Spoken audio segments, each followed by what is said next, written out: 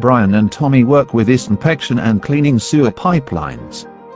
Sometimes it's too complicated to advance with the inspection camera, because the camera cable can bend or get stuck in the joints, and the inspection that should be done in minutes IT happens to be hours. For their luck, now they have a special nozzle that advances quickly and without getting stuck.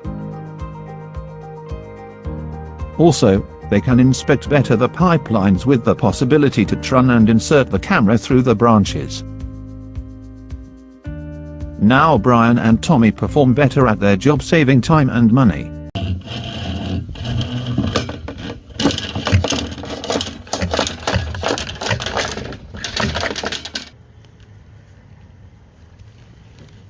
Ja.